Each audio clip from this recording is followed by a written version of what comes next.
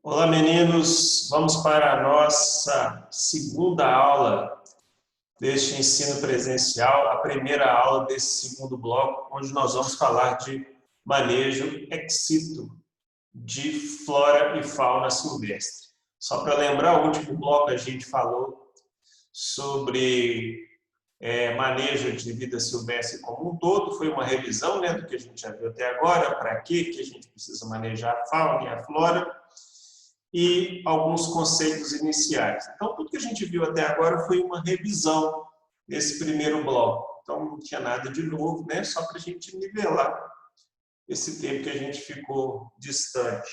Bom, a partir de agora desse segundo bloco, nós vamos começar conceitos novos, né? E a primeira coisa que nós vamos ver é o manejo ex situ de flora e de fauna silvestre, tá, gente? E nessa primeira aula desse bloco, esse bloco tem duas aulas, nós vamos ver alguns conceitos gerais sobre manejo ex situ e falar especificamente de manejo ex situ da flora, né? Das plantas, das formas que a gente tem para fazer esse tipo de manejo e como ele é feito, tá bom? Outra coisa que eu queria já falar para vocês é que se a gente tivesse um ensino presencial, esse bloco, essa parte da matéria, necessitaria que a gente tivesse algumas aulas práticas, algumas visitas de campo, né? A gente poderia ter ido a setas, a um zoológico, a algum jardim botânico, aos setores de manejo de animais silvestres para criação comercial que o Instituto Federal Campos do Boi tem, mas infelizmente nós estamos distantes, né? O campus não pode ser utilizado, a maioria desses locais que a gente poderia visitar também está fechado. Então, para suprir essa necessidade, eu coloquei lá no Moodle alguns vídeos de YouTube que mostram como funcionam essas instâncias de manejo ex situ, tanto de fauna e de flora.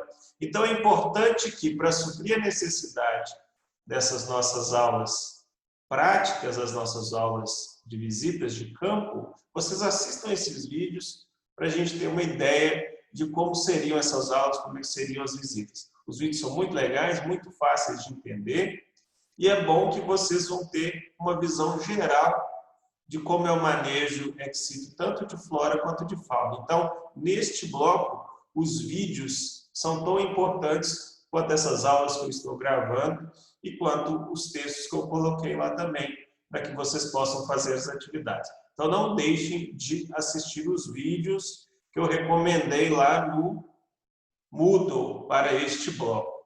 Beleza, gente? Então, sem mais demora, né, para a gente ter essa nossa aula aqui, vamos falar sobre manejo ex situ. Então, manejo ex situ, gente, né? Ex significa fora, né? Se refere à conservação de espécies ou parte dessas espécies. Por que eu estou falando parte dessas espécies? Porque algumas das estratégias de conservação ex situ envolvem eu estocar sementes, envolve eu estocar sêmen, estocar óvulos, estocar tecidos. Então, esses materiais não necessariamente são indivíduos completos, mas também fazem parte de manejo ex situ de flora e de fauna. Então, é todo tipo de conservação fora, aí a relação com o quê? Com o ex, fora do seu hábitat natural, então fora do local, ex situ. Então, fora do hábitat natural de ocorrência da espécie. Tá? Então, as ações de manejo de espécies fora do hábitat natural significa que eu estou fazendo manejo ex situ, certo? Então, geralmente, o manejo ex situ envolve a remoção de indivíduos do seu hábitat natural para um ambiente de cativeiro. E esse ambiente de cativeiro, para ter sucesso a criação o manejo dessas espécies ex situ, tem que fornecer o máximo de condições possíveis que sejam necessárias para a sobrevivência da espécie. E se a gente considerar que a espécie vive lá no seu ambiente natural e esse ambiente natural fornece todas as condições para aquele para aquela espécie sobreviver, então lá no cativeiro, ou lá no meu jardim botânico, eu vou ter que fornecer para essas espécies o máximo de condições que simulem um ambiente natural. Nem todas as condições que estão no ambiente natural são necessárias para a vida da espécie, porque tem coisas lá que ela nem usa. Mas todas aquelas condições que são fundamentais, não só para a sobrevida, mas também para a reprodução, para o bem-estar daquela espécie, a gente tem que o quê? Colocar no ambiente de cativeiro, colocar naquele ambiente no qual eu vou botar aquela espécie para viver, para crescer, né, para se multiplicar, né, se a gente estiver pensando em micro-organismos também. Então, essa forma de manejo ex situ geralmente tem 3 finalidades principais. A primeira finalidade que eu coloquei aqui é a finalidade científica. Então, a gente faz o quê? Tira a espécie do ambiente natural e traz para perto da gente. E se a gente está falando de uma finalidade científica, traz para o Instituto Federal, traz para a universidade, a gente está trazendo para o laboratório ou para o campo experimental, para a gente entender mais sobre a sobrevida daquela espécie. Né?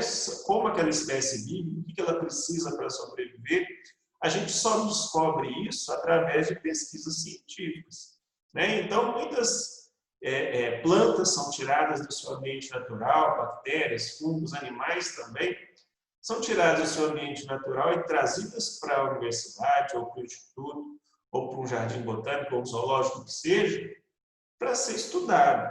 Por quê? É só estudando que eu vou saber quais são as melhores condições de sobrevida das espécies. Então, a primeira finalidade do manejo ex situ é científico. É para que a gente estude as espécies que eu estou querendo manejar. A segunda finalidade é a conservação. Então, a gente já viu na aula passada que existem várias espécies que não conseguem mais se manter sozinhas na natureza. O ambiente está tão degradado, ou a exploração comercial está tão grande, ou as populações já se tornaram tão pequenas, que eu preciso de ajudá-las, tirando elas desse ambiente degradado, desse ambiente de ameaça, alguns indivíduos, né, não todos, para que eu faça a proteção, eu faço uma tentativa de quê? De multiplicá-los ali naquele ambiente de cativeiro. Estou pensando só em zoológico, não, gente. A gente pode estar pensando o quê? No jardim botânico. A gente pensa muito em espécie animal, mas existem várias espécies de plantas que estão ameaçadas de extinção também. Então, eu posso trazer alguns indivíduos, umas mudinhas, algumas sementes, e tentar fazer o quê, gente? A multiplicação dessa espécie no meu ambiente, que não é o natural, né? E também, gente, pensando agora em zoológicos, fazer ações de educação ambiental, ou seja, trazer as pessoas para mais perto da problemática da conservação do meio ambiente e das espécies ameaçadas. Né?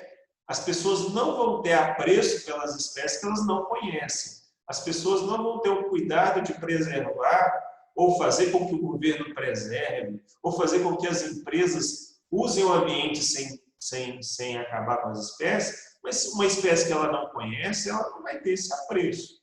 Então é importante que as pessoas conheçam as espécies, né, através de ações de educação ambiental, para que elas tenham apreço por elas e que façam a conservação delas mesmas e também que cobrem que os governos e as empresas sejam responsáveis para conservar as espécies que estão ameaçadas. Né? Então, ações de educação ambiental também são importantes para a conservação da espécie. Certo? E uma terceira finalidade que existe para o manejo fora do ambiente natural de espécies é o ambiente comercial. Então, várias espécies têm o quê? Um valor comercial, um valor monetário, um valor econômico direto. A gente falou isso na última aula. Por exemplo, o jacaré, o couro do jacaré é extremamente apreciado, assim como a sua carne.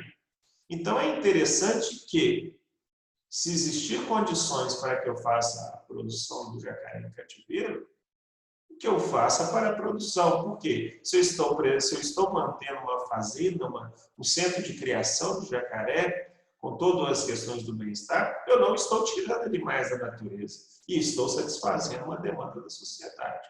Então, isso é uma questão de sustentabilidade.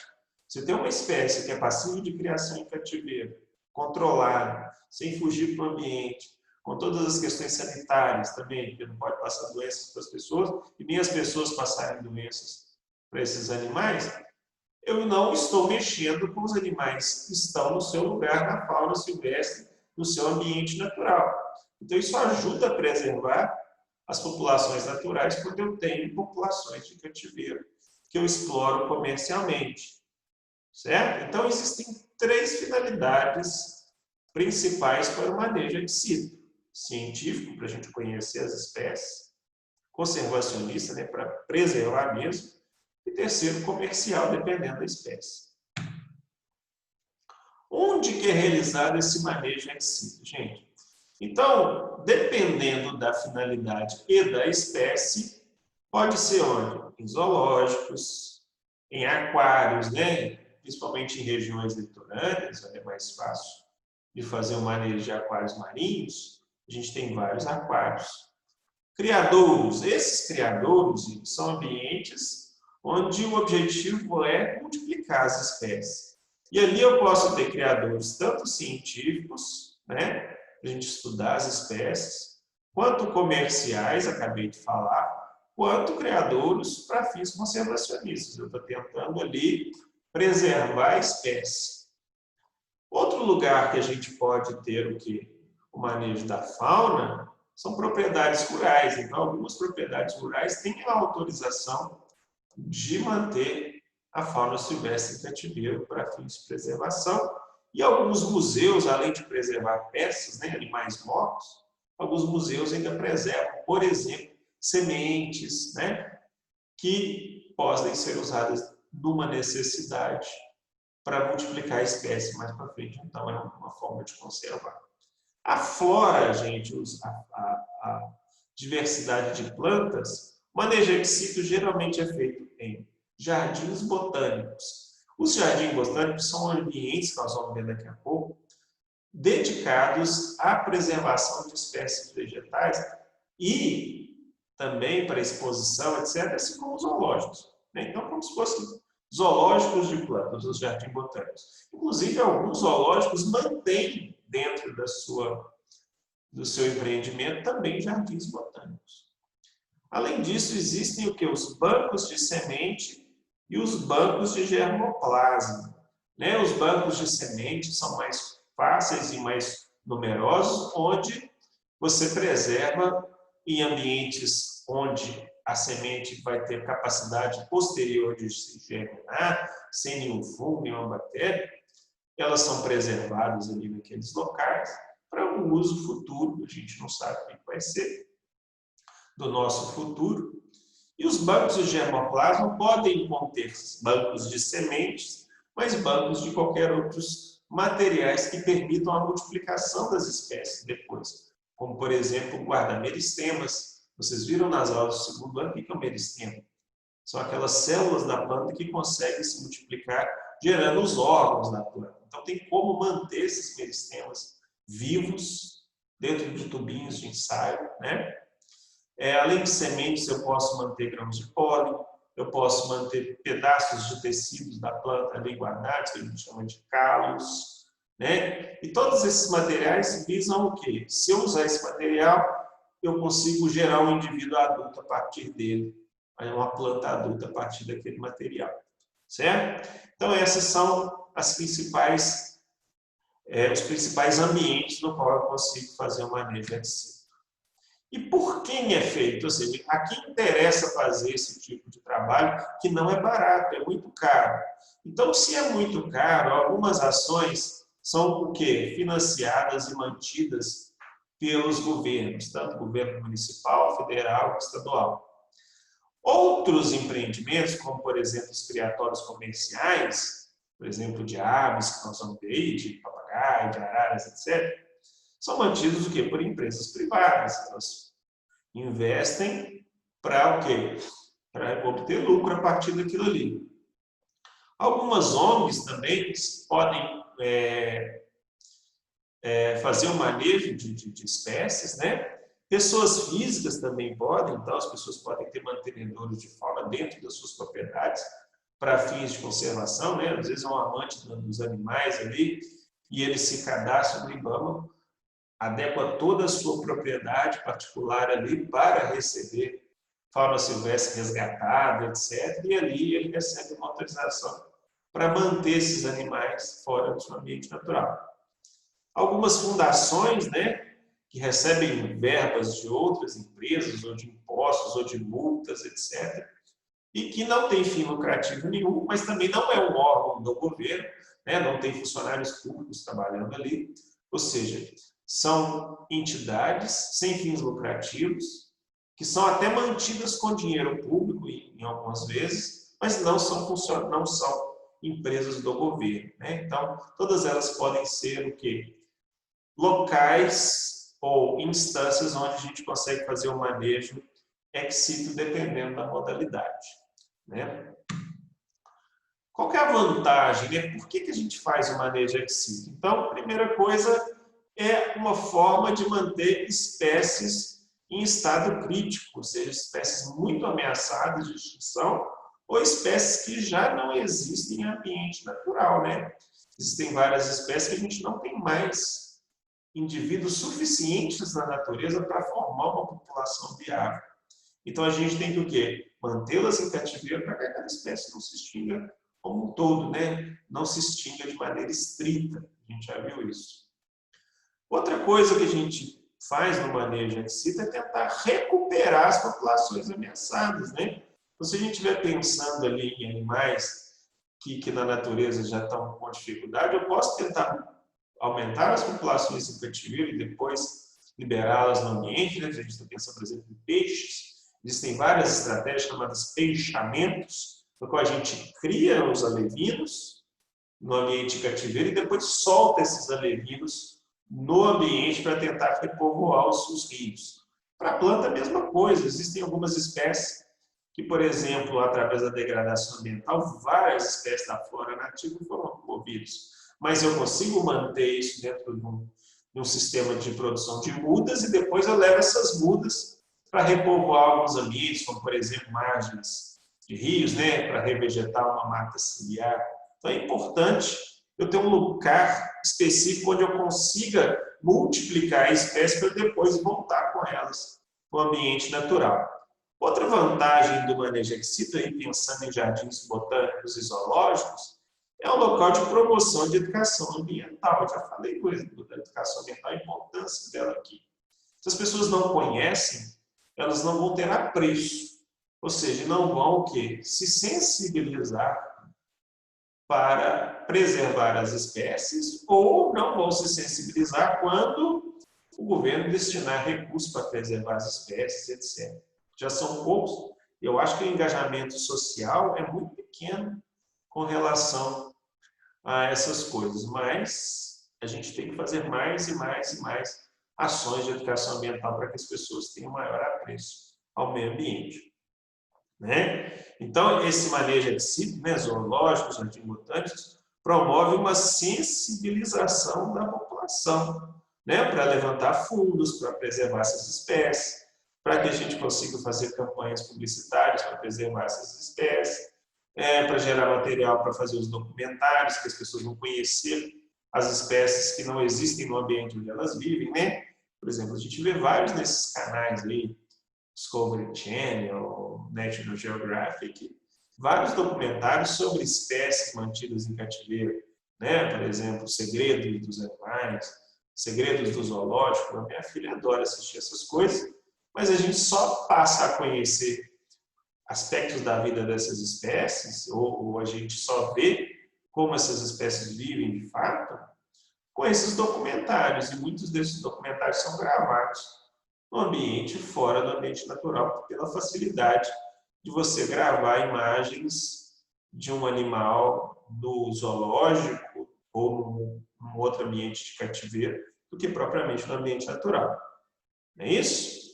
Muito bem. E as limitações, né? Não é a melhor coisa de se fazer no mundo, né? Quais são os problemas com o manejo ex situ?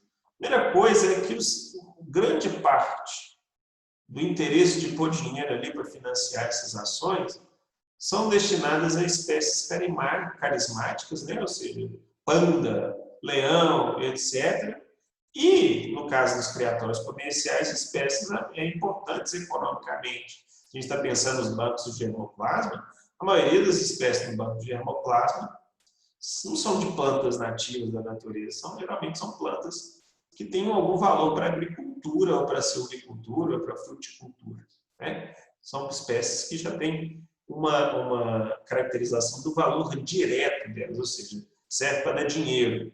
E existem muitas outras espécies de plantas aí no mundo que precisam de ser preservadas, mas não tem espaço para todas, e aí quem está bancando prefere bancar alguma coisa que possa gerar um lucro lá na frente ou possa alimentar a população humana lá na frente. Muitos desses bancos de sementes ou de germoplasmas, eles são justificados para caso aconteça, por exemplo, uma situação apocalíptica, do tipo uma guerra mundial de grande porte, onde as lavouras vão ser devastadas, tudo vai ser devastado, e a gente não... Para recomeçar a vida na Terra, a gente tem que ter esses bancos para recomeçar tudo do zero. Não é isso? Outro problema com o manejo aquecido é que nem todas as espécies vão se reproduzir no cativeiro. Tem várias espécies que não conseguem. Né? E também, como a capacidade desses locais é limitada, por quê? Porque o custo de montagem, de implantação e manutenção desses locais é muito caro, né? Então, não cabe todas as espécies da Terra, não é uma arca de Noé. Então, você tem que escolher o que você coloca dentro desses ambientes. E aí vai acabar, de novo, caindo no caso das espécies mais carismáticas e as espécies mais econômicas, mais importantes economicamente. Né? Ah, Gustavo, mas precisa preservar, então precisaria de mais recursos para isso. Mas para a gente pensar em mais recursos para essas pessoas têm que dar valor. E se as pessoas têm que dar valor, elas têm que conhecer. Por isso que as ações de educação ambiental também são importantes. Né? E, hoje em dia, também, existem muitos radicais que lutam contra qualquer tipo de manutenção de fauna em cativeiro. Então, muitos ambientes de cativeiro são extremamente vigiados e qualquer pisada na casca de banana, qualquer irregularidade que esses ambientes possam gerar, ou por falhas na administração mesmo, ou porque o funcionário foi desleixado, ou o funcionário não era para estar ali, se tem uma gravação, alguma coisa, é o risco de fechar, ou o apelo todo que foi feito para a preservação da espécie pode ir lá abaixo, porque é um ambiente muito vigiado, é um manejo muito difícil. E, lógico, que a raiz de todo o problema vai pelo pouco investimento governamental, que decorre do quê? Do baixo interesse da população por questões ambientais também. As pessoas estão mais preocupadas com urbanismo, com renda, com medicamentos, do que propriamente manutenção da biodiversidade. Bom, falando especificamente agora da flora, né? Tudo que eu falei agora servia para fauna e flora, né? Falando da flora, os principais locais para manejo aquecido de flora são quem? São os JBs, são os jardins botânicos. Então, o que são jardins botânicos? Então, são empreendimentos, tá? Que podem ser públicos, muitos deles são, mas também existem o quê? Jardins botânicos privados, ou, igual eu falei, mantidos por fundações, né? Às vezes ele não é mantido com funcionário público, com tudo, mas é uma instituição sem fins lucrativos que recebe verba até do governo para ser mantido. Então, esses empreendimentos, qual é a função deles? A coleção, né, para estocar, né, colocar lá dentro daquele ambiente. O cultivo, né, então ali se estabelece técnicas de cultivo, se conhece muito sobre o cultivo das espécies, das necessidades daquelas plantas em jardins botânicos. E depois essas informações são passadas para os profissionais do paisagismo, dos agrônomos, etc. E também, gente, os jardins botânicos são um ambiente de exposição, né? Geralmente, os jardins botânicos têm uma preocupação com o paisagismo, porque ali são ambientes também de valorização estética da biodiversidade. Então, a ideia dos jardins botânicos é ter o máximo de diversidade, mas sem prestar atenção na beleza e na organização estética do espaço. Para quê? Porque a ideia é valorização da biodiversidade, é fazer com que as pessoas tenham um apreço pelas plantas. Então, quais são os objetivos dos JBs? Os objetivos. Um dos objetivos são as pesquisas científicas, Por isso que muitos jardins botânicos são mantidos por universidades. É lá que se aprende muito sobre como que as espécies crescem, quais são as necessidades nutricionais. Então, por exemplo, quando vocês tiveram aula lá com a Érica sobre paisagismo, muitas daquelas informações que ela passou para vocês foram descobertas em jardins botânicos. Outra coisa é a conservação de espécies ameaçadas.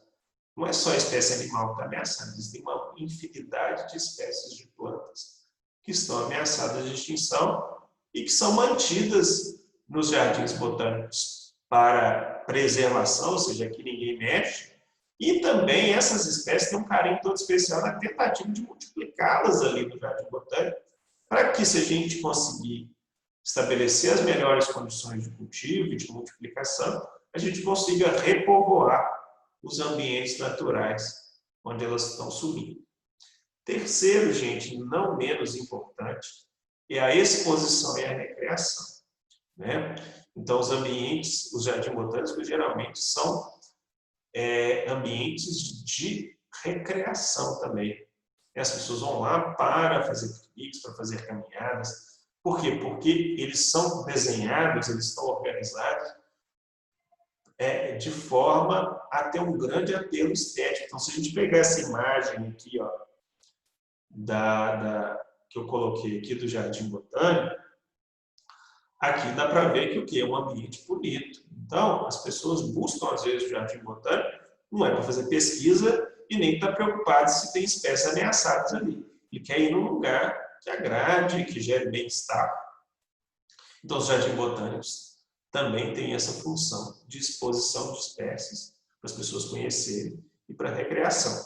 Então, outra função do jardim botânico é a educação. Não só a educação ambiental, que eu acabei de falar, que as pessoas têm que valorizar a natureza, mas é um ambiente também que as pessoas aprendem sobre o cultivo das espécies, sobre a parte da botânica mesmo da espécie.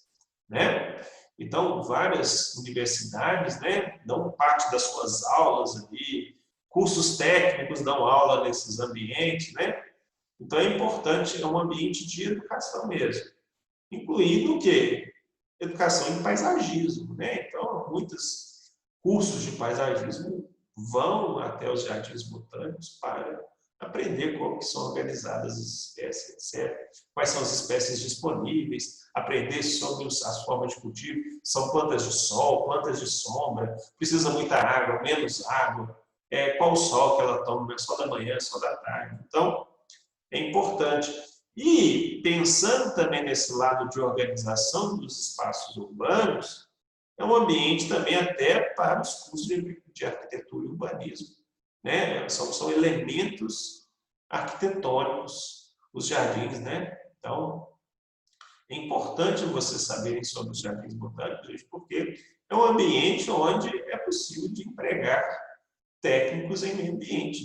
Vocês têm uma base de biodiversidade, vocês têm uma base de paisagismo, vocês têm uma base ali de hidrologia, etc. E ali, tudo isso pode ser utilizado como ferramenta para um técnico de meio ambiente trabalhar no jardim botânico.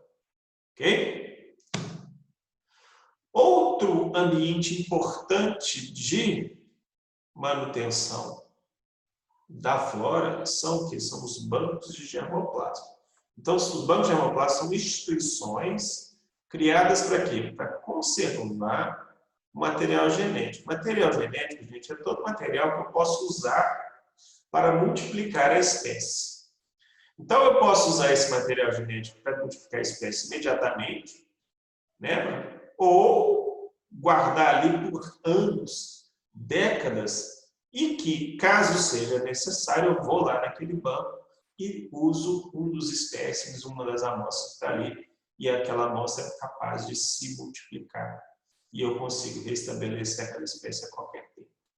Então, essas instituições, esses bancos de hemoplasmas, podem ser públicos, né, ou seja, mantidos pelos governos, mas também podem ser privados, né, várias empresas que vendem sementes, tem variedades de fruticultura, etc. Tem seus bancos próprios, né? Ou, da mesma forma, às vezes não é público, mas pode ser mantido por fundações sem fins lucrativos. Tá bom? Então, o que preserva-se no banco de germoplasma? Qualquer material que permita a sua multiplicação. Então, pode ser sementes, né? Existem ambientes, né, instituições que têm apenas bancos de sementes, aí é só semente. Mas os bancos de germoplasma têm sementes, mas também tem pólen, tem tecidos que são capazes de gerar um indivíduo novo, né, os meristemas, as gemas, os calos, todos esses são capazes de gerar um novo indivíduo. Então é um germoplasma. E esses bancos de germoplasma públicos e privados normalmente não conservam só espécies vegetais, né? Também conseguem preservar material animal, como sêmen, óvulos, etc. Mas também micro-organismos mantidos aqui, ou, né, nessas estantes aqui, onde os tecidos ficam guardados nesse meio que para o desenvolvimento dessas plantas. E a gente fica nesses ambientes climatizados, ou a gente guarda nessas células através de criopreservação. É colocar essas células em que a temperaturas a 70, 90, 140 graus Celsius negativos, muito frio, e aí essa célula fica ali paradinha, seu metabolismo é parado por causa do frio intenso que ela é submetida. E aí esse material pode ficar por anos ali dentro. Bom, vale lembrar então que nos vídeos eu coloquei 2 bancos de hemoplasma para vocês conhecerem. Eu coloquei o banco de hemoplasma maior do Brasil, que é da Embrapa, e coloquei um vídeo também do maior banco de hemoplasma do mundo, gente. Vale a pena ir lá ver. Ele fica lá na Antártica, lá no Polo Ártico, lá em cima, lá naqueles países nórdicos lá, né? No meio de uma montanha, cravado dentro de uma montanha, parece uma coisa de guerra, mas é mesmo, ali é montado o maior banco de células e materiais do mundo, no qual as pessoas guardam as coisas ali como se fosse um repositório para o mundo inteiro. Se o mundo acabar, está tudo lá, a gente consegue repovoar a terra a partir das sementes que está ali. Bom, vale a pena ver o vídeo. Beleza, gente. Então, hoje nós vimos nessa aula aqui o quê? Os aspectos gerais da conservação ex situ, e também vimos os principais elementos, as principais formas de fazer a conservação ex situ de plantas, que são os bancos, né, de hemoplasma e semente, e também os jardins botânicos. Existe um texto lá que eu coloquei sobre os jardins botânicos, mas o mais legal desse bloco de hoje é vocês assistirem os vídeos sobre os jardins botânicos. Botei lá um sobre um jardim botânico muito famoso no Brasil, que é o Jardim Botânico do Rio de Janeiro. Eu já fui lá e fiquei encantado com o Jardim Botânico do Rio de Janeiro. É um jardim botânico público, né? Mantido pela Universidade Federal do Rio de Janeiro e a Prefeitura. E um banco privado, e um jardim botânico privado, né? Em Nova Odessa, né? No Instituto Plantaro. Ali são preservadas espécies do mundo inteiro e as pessoas vão lá para visitar e ver essas novas espécies. E é um ambiente também de trocar, o pessoal lá vende materiais e eles vivem disso, tá bom? Além dos 2 jardins botânicos, nós vamos ver, vocês podem ver lá os 2 bancos de hemoplasma que eu coloquei para vocês, o maior do Brasil e o maior do mundo, tá bom? Enquanto vocês, então, na próxima aula, quando nós vamos falar de manejo ex situ, mais de fauna, ou seja, dos animais. Abraço, pessoal, confira os materiais que eu coloquei e até a próxima.